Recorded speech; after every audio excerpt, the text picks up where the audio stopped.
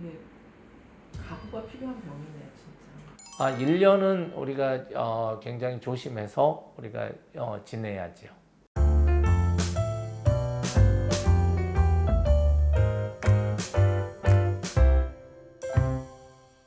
급성 백혈병을 진단받은 환자들이 가장 많이 하는 질문 어떤 게 있을까요?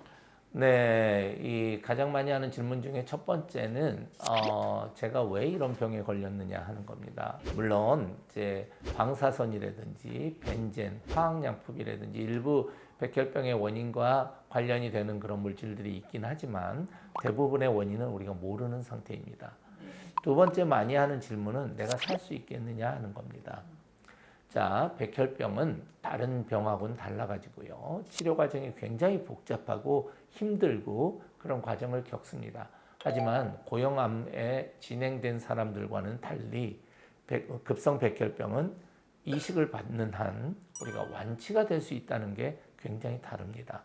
그래서 우리가 골수 검사를 하게 되면 염색체 검사를 하고 돌연변이 검사를 합니다. 이런 것들을 종합적으로 판단을 해서 약 10% 환자는 좋은 예후인자를 가졌고 그 다음에 중간 예후인자, 나쁜 예후인자로 나눌 수가 있습니다. 중간 예후인자와 나쁜 예후인자는 골수 이식을 반드시 받아야 하고 골수 이식을 받아야 할 분이 받으면 약 50%가 완치가 되는데 받아야 할 분이 공여자가 없거나 본인이 이식에 대한 거부감이 너무 심하거나 공포심이 심해서 골수 이식을 받지 않는다면 우리가 예후는 10% 이하로 떨어집니다. 따라서 중간 예후인자와 나쁜 예후인자를 가지신 분들은 반드시 동종조혈모세포 이식을 받아야 한다는 얘기겠죠. 좋은 예후인자를 가지신 분들은 염색체와 돌연변이를 평가를 했을 때 예후가 좋은 염색체와 돌연변이를 가지고 있는 분들을 뜻합니다. 이분들은 동종조혈모세포 이식을 받지 않더라도 자가조혈모세포 이식이나 항암 치료만 하더라도 약 70% 우리가 완치를 기대할 수가 있는 것들이 좋은 예후인자를 가지신 분들이라고 말씀드릴 수가 있습니다.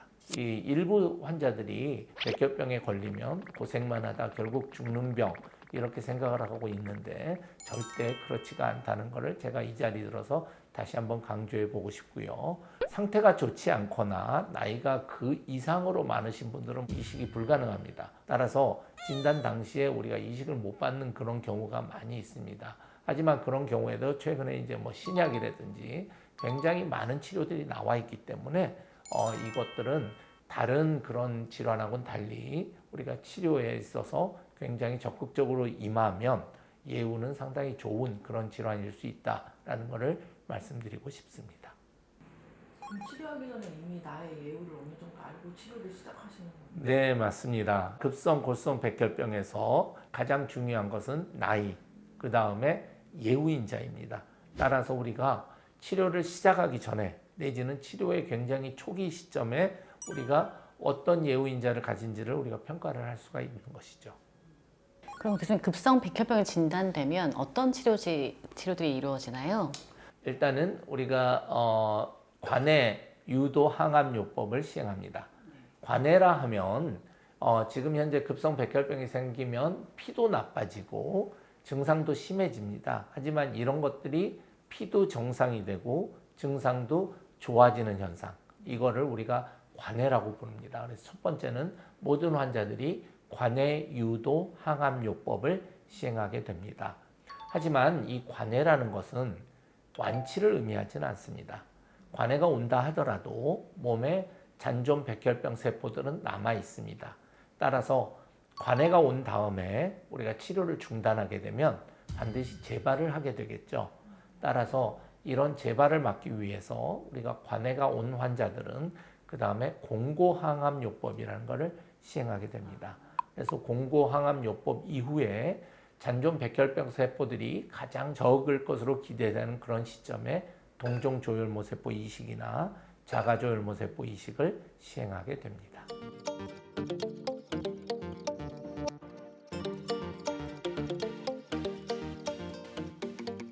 동종조혈모세포 이식과 자가조혈모세포 이식은 어떤 게 다른가요? 네, 자가조혈모세포 이식이라고 하면 우리가 이제 항암 치료에 굉장히 효과적일 때 10의 강도의 항암 치료를 했을 때 10의 효과가 있다라고 했을 때 1000의 강도의 항암 치료를 하면 우리가 1000의 효과를 기대할 수가 있지만 그러면 숙주에 문제가 생깁니다. 따라서 우리가 항암 치료를 몇 번 시행한 뒤에 골수가 깨끗하다고 생각을 할 때 자기의 조혈모 세포를 빼서 얼려서 보관하고 있다가 1000의 치료를 하고 돌려주는 방법이 자가조혈모 세포 이식이라고 할 수가 있겠습니다. 따라서 자가조혈모 세포 이식은 이식이라는 이름은 같지만 항암 치료를 세게 한다라고 생각을 하시면 되겠고요.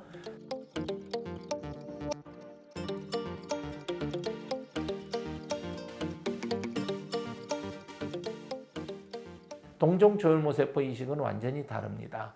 정상적인 사람은 몸에서 이상세포가 생기면 그거를 잡아가지고 없애는 그런 시스템이 있습니다. 쉽게 얘기해서 면역 검문소라고 생각을 하시면 되겠습니다.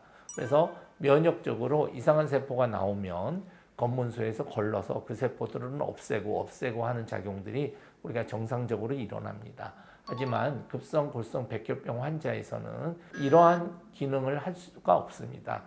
따라서 이러한 기능을 대신할 수 있는 다른 사람의 면역세포를 몸속에 넣어서 그거를 키워가지고 그 세포들이 성숙해져서 그러한 면역 검문소 역할, 그래서 잔존한 백혈병 세포들을 없애고 다시는 백혈병 세포들이 생기지 않게 하는, 생긴다 하더라도 초기에 다 없앨 수 있는 이런 면역 치료를 하는 것이 동종조혈모세포 이식이라고 생각을 하시면 되겠습니다.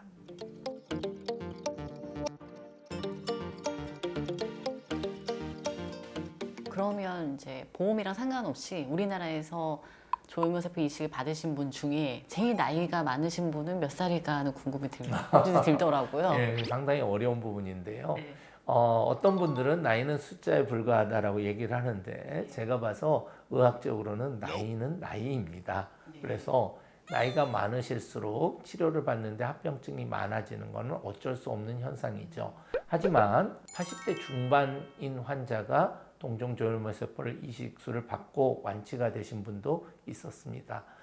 따라서 우리가 공여자가 있고 나이가 많으시더라도 치료에 적극적이고 몸이 상태가 좋으시다면 우리가 동종조혈모세포 이식을 받는 나이의 한계는 없다고 보시는 게 맞겠습니다. 그러면 조혈모세포 이식, 골수 이식은 모든 환자가 가능한가요, 교수님? 그렇지는 않습니다. 연세가 너무 많거나 그래서 골수 이식을 받을 만한 몸 컨디션이 안 되거나 젊더라도 공여자가 없는 분들은 동종조혈모세포 이식을 시행할 수가 없습니다. 물론 우리나라에는 본인의 이 골수를 기증하겠다라고 해서 우리가 등록된 분이 약 10만 명 정도 존재합니다.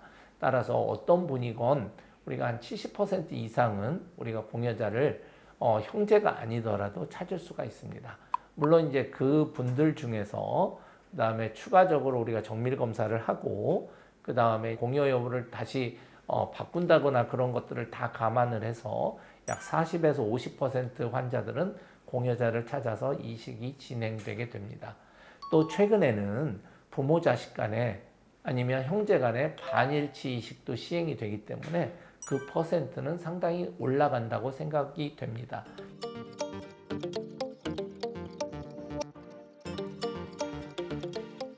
따라서 이식을 받아야만 하는 환자에 있어서는 우리가 자녀가 있거나 부모가 젊거나 아니면 형제간의 반일치가 있으면 이식이 진행될 수 있기 때문에 예전에 생각했던 것들보다는 이식의 퍼센트가 상당히 높아진다고 그렇게 생각을 하시면 되겠습니다. 이제 공유하시는 분들이 본인의 건강에도 타격이 있을까 이런 부분도 우려하긴 하실 것 같아요. 뭐 형제가 준다거나 부모님이 줘야 되는 경우에 어떤가요? 동종이식이 1년에 한 2,600건 이상 우리가 일어나고 점점 그 건수는 늘어납니다. 하지만 지난 20몇 년 동안 우리가 공여자가 공여를 해서 문제가 된 그런 경우는 없었습니다.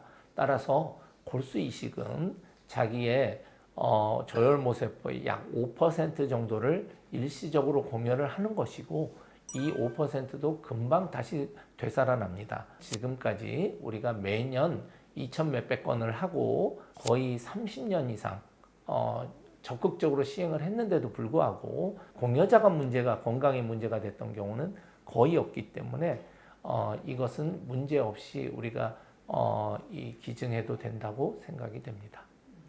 교수님, 급성 백혈병이 원래 치료제가 없다고 들었었다가 최근에는 약들이 많이 나왔잖아요. 어떤 효과가 있는지, 얼마나 좋아졌는지 좀 설명해 주실 수 있을까요? 네, 맞습니다. 예전에는 우리가 비특이적인 항암제만을 사용했었죠. 물론 지금도 사용하고 있습니다. 그런데 그 외의 이 항암제들이 전혀 이제 우리가 나오지 않다가 최근 한 5에서 10년간 우리가 일반적으로 표적 치료제라고 부르는 그런 약제들이 많이 개발돼서 지금 현재로서는 임상에서 적극적으로 사용하고 있습니다. 이런 것들이 생겨남으로 인해서 환자들의 생존율도 높아지고 반응률도 높아지고 예전에는 이제 재발을 했을 경우에 더 이상 이제 쓸 약제가 없었던 그런 경험이 많은데 그런 환자들에 있어서도 우리가 이제 두 번째 기회를 가질 수 있는 그러한 표적 항암제들이 많이 개발돼서 지금 현재 사용하고 있지만 아직은 부족한 상태입니다. 새로 나온 신약들이 보험도 되고 있나요? 네, 일부 보험도 되고 있고요. 또 보험 작업들을 열심히 진행을 하고 있습니다. 그래서 환자분들이 예전에 가지고 있던 그런 생각보다는 많이 달라진 현실이라고 말씀드릴 수가 있겠습니다. 고령 환자들이기 때문에 보호자분들이 부작용, 이상 반응도 고민을 많이 하실 텐데요. 이 말씀하신 항암제 치료 또는 조혈모세포 이식에 있어서 부작용은 어떤 게 있을까요? 네, 동종조혈모세포 이식술이라는 것은 우리가 이제 완치를 기대할 수 있는 그런 치료이지만 말을 듣기만 해도 무서운 치료입니다. 여러 가지 이제 우리가 남의 골수를 줌으로써 생길 수 있는 감염이라든지 그 다음에 골수를 받으면서 생기는 이식변대 숙주 반응 이런 것들을 비롯하여 많은 이제 합병증들이 발생할 수가 있습니다.